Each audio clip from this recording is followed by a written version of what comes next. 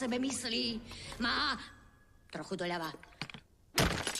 Vôbec poňatia, s kým má dočinenia? Ako mi to mohol urobiť? Veď som ho prakticky vychovala. Mohol sa vydariť lepšie. No, asi nemohol.